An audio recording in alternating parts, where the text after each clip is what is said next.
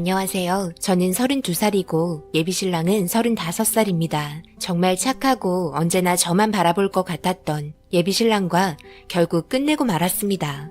저는 현재 피아노 학원을 운영하고 있으며 어떤 남자가 피아노를 배우겠다고 와서는 서로 눈이 맞아 결혼까지 약속하게 된 사이였습니다. 처음에 학원을 두리번거리며 며칠을 왔다 갔다 하다가 고민하는 얼굴로 학원에 발을 들였고 저와 상담을 하면서 피아노를 배워보고 싶다는 말과 함께 자기가 처음부터 끝까지 연주하고 싶은 곡이 있는데 알려달라는 말을 하면서 그렇게 첫 만남이 시작이 되었죠. 어렵게 결정한 만큼 열심히 기초부터 배우기 시작했고 점점 피아노와 함께하는 손이 익숙해지면서 연습하게 된 곡은 다름 아닌 그대 만난 날이었습니다. 많은 분들께서 프로포즈로 고백하기 위해 사용하는 피아노 곡이죠.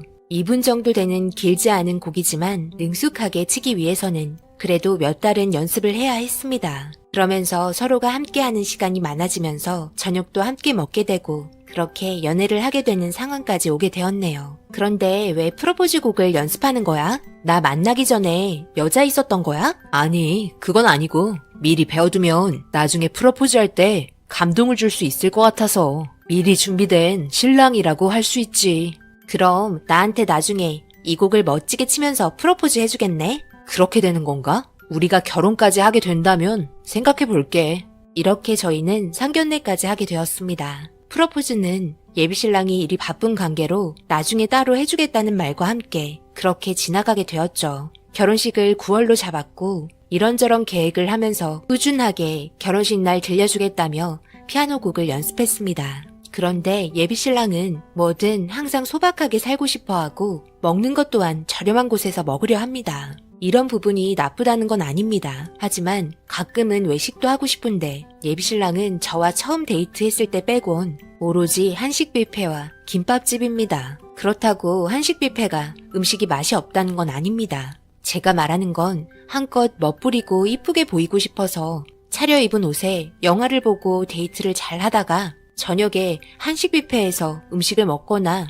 김밥집에 들어가는 게 좀 그랬습니다. 데이트하다가 주위에 있으면 이해할 수 있습니다. 하지만 일부러 찾아가는 건 좀 아닌 것 같았죠. 그런데 맨날 만날 때마다 꼭 한식 뷔페 가야 하는 거야? 우리도 레스토랑에서 가끔 분위기 낼 수 있는 거잖아. 우리 결혼식 올려야 하잖아. 돈 아껴야지. 그래야 잘 산다. 결혼식 끝나고 신혼여행 갈 때 맛있는 거 많이 사줄게. 지금 이런 상황을 볼 때는 신혼여행 가서도 똑같을 것 같다는 느낌이 왜 드는 건지 모르겠네. 아무튼 약속했으니까 이해하고 넘어갈게. 그렇게 한식 뷔페에서 주변에 공사하시고 저녁 드시러 오신 아저씨들 틈에서 이상한 시선을 한 몸에 받으며 음식이 입으로 들어가는지 코로 들어가는지 모르면서 먹고 있었습니다. 그런데 어떤 아저씨께서 젊은 사람들이 이런 데 와서 먹는다며 열심히 살려고 하는 모습 보기 좋다는 말과 함께 커피를 먹으며 나가셨습니다. 아시는 분들은 현장 한식 뷔페가 어떤 느낌인지 아실 겁니다. 저는 데이트하러 나와서 이런 곳에 있다는 게 너무 힘들었네요. 그렇게 데이트를 마치고 각자 헤어지면서 앞으로의 결혼 생활을 잘 헤쳐나갈 수 있을지 의문이 들기 시작했습니다. 솔직히 금전적인 부분에 있어서 제가 사용하는 범위가 묶일까봐 걱정이 되었던 거죠. 한 달 수입이 일정치 않았던 저와는 다르게 예비신랑은 외국 계열 회사에 다니고 있으며 월급도 대기업 정도와 비슷한 수준으로 받고 있었습니다. 그리고 돈 관리는 결혼하고 예비신랑이 관리한다고 못을 박았습니다. 그래도 저 하나 바라보며 저에게 온 정성을 쏟는 모습이 저에게는 너무 사랑스러웠습니다. 연애 기간이 길지는 않았지만 그래도 사계절은 겪어봤기 때문에 어느 정도 서로에 대해서 잘 안다고 생각했죠. 그런데 어느 날 일이 터지고 말았습니다. 정말 예상치 못했던 상황을 맞닥뜨렸으며 저희 가족 모두 예비신랑의 충격적인 행동으로 인해서 우리 집안은 그 자리에 주저앉고 말았습니다. 저희 가족은 한 달에 한 번 아니면 2달에 한 번은 꼭 함께 합니다. 좋은 곳에 가서 외식하며 좋은 추억을 만들기 위해서죠. 그렇게 저희가 정한 외식 장소는 남산타워였습니다. 처음 가족끼리 가보는 남산타워에서 함께 맛있는 식사를 기대하며 들뜬 기분으로 출발을 했습니다. 그리고 예비신랑한테 가족끼리 외식하러 가고 있다는 말을 했지만 답장은 없었고 일이 바쁠 수도 있을 것 같아 나중에 다시 연락을 하기로 하고 부모님과 함께 대화하며 레스토랑에 도착을 했습니다. 정말 멋진 분위기와 밖에 있는 풍경은 회전을 하면서 색다른 느낌을 주었고 사랑하는 사람과 함께 오고 싶은 마음도 들면서 예비신랑이 생각나길래 밖의 풍경을 사진으로 담아 보내줬습니다. 그날따라 많이 바빴는지 답장이 없는 상태에서 음식이 나왔고 가족과 기분 좋은 식사를 하면서 추억 하나를 만들어가고 있었습니다. 그런데 그때 피아노 건반을 톡톡 치는 소리가 들리면서 주변을 집중시켰고 저희 가족은 멋지게 정장을 차려입은 한 남자의 뒷모습을 보게 되었습니다. 스테이지에서 서 있던 남자는 결혼을 하고 싶어 사랑하는 사람을 위해서 열심히 준비한 곡이니 부족하더라도 이해해달라며 주변 사람들의 시선을 한 번에 사로잡았고 저도 저런 남자의 모습을 보며 언젠가 예비신랑도 저에게 프로포즈를 할 거라는 상상을 하면서 음식을 먹으며 구경하고 있었습니다. 그리고 피아노에 앉은 남자의 뒷모습에서는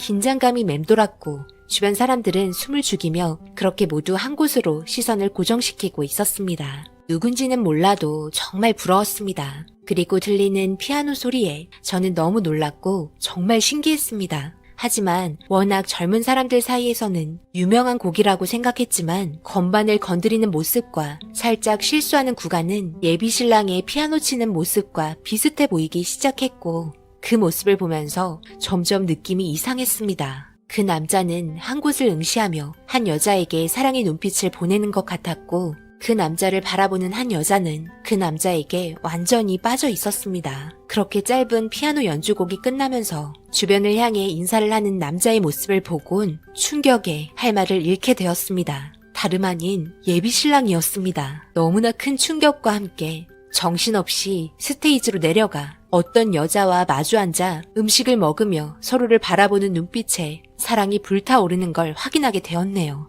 그리고 더 큰 문제는 저희 부모님이었습니다. 너무 놀라셨는지 들고 계셨던 숟가락을 엄마는 떨어뜨리셨고 그리고 아빠는 나이프를 잡고 있는 손이 부들부들 떨리고 있었습니다. 저 또한 예상치 못한 상황에 너무 놀라 어쩔 줄 몰라 했는데 마침 예비신랑은 잠깐의 여유가 생겼는지 핸드폰을 확인하는 모습을 제 눈으로 보게 되었습니다. 그리곤 갑자기 흠칫 놀라며 주위를 살피기 시작했고 두리번거리면서 저와 결국 서로의 눈이 마주치게 되었습니다. 이런 상황에 너무 당황을 했던 예비신랑은 갑자기 자리에 앉더니 어색한 웃음과 함께 있던 여자의 손을 잡고는 밖으로 나가자고 하는 것 같았습니다. 저는 둘이 손을 잡고 있는 모습을 보곤 너무나 큰 배신감과 함께 용서를 할 수 없을 정도로 화가 치밀어 올랐고 바로 일어나 두 남녀가 있는 곳으로 빠르게 걸어갔습니다. 야, 거기 안 서? 지금 어딜 도망가려고 하는 거야? 도망가면 상황이 좋게 마무리될 줄 알았어? 지금 내 눈으로 본 이 상황 설명 좀 해봐. 곧 결혼하게 될 사랑하는 사람이었다고? 지금 이게 무슨 말이야? 그게 내가 나중에 다 설명할 테니 지금 사람들 이렇게 많은 곳에서 창피하니까 나중에 이야기하자. 알았지? 지금 가길 어딜 가? 저기요, 지금 이놈이랑 결혼 약속하셨어요? 결혼 이야기만 나왔고 오늘 프로포즈 받았는데 그런데 그쪽은 누구신데 왜 이러시는 거예요? 저요? 제가 누구 같아요? 지금 이 상황을 잘 보세요. 척하면 척 아니에요? 9월에 결혼하려고 상견례까지 마친 예비 신부입니다. 이제 됐죠? 지금 상태에서 쪽당하고 싶지 않으시면 빨리 나가셨으면 좋겠네요. 그리곤 그 여자는 지금 상황에 당황도 하였지만 순간적인 배신감도 함께 왔는지 예비신랑을 밀치며 눈물을 흘리면서 레스토랑 밖으로 나갔습니다. 이 모든 모습을 보고 계셨던 저희 부모님께서는 바로 제가 있는 곳으로 오셔서는 온갖 말들을 예비신랑에게 쏟아내셨고 분위기 좋았던 레스토랑은 초토화가 되었습니다. 그리곤 직원분들이 나가서 이야기하라며 저희를 밖으로 안내했고 밖에 나오자마자 아빠는 멱살을 잡으며 엄청 화나신 표정으로 가만히 있지 않겠다는 말과 함께 바로 시부모님께 전화를 걸었습니다. 이 상황을 모두 설명을 하게 되면서 소하게 들려오는 죄송하다는 말과 함께 결혼 전부터 믿음이 깨진 상태이기 때문에 더 이상 진행할 수 없었습니다. 이런 상황을 겪게 된 저는 그동안 저를 가지고 논 것 같은 느낌 또한 들었습니다. 파혼 위자료 소송이야 당연하게 진행이 되었지만 9월 예식이기 때문에 금전적으로 손해본 건 거의 없었습니다. 아빠는 결혼 전에 알았으니 그냥 똥 밟았다 생각하고 잊어버리라며 저를 위로해줬지만 남산타워에서 있었던 그날의 일을 아직까지 저는 잊지 못했네요. 제 나이 30이 넘어가고 있는데 좋은 남자를 만날 수 있는 날이 올까요? 하루하루 한숨만 나옵니다. 정말 사랑했던 남자에게 받은 배신감은 이루 말할 수 없네요. 제 사연 읽어주신 분들 감사합니다. 여러분들께서는 언제나 좋은 일들만 가득하시길 바랄게요.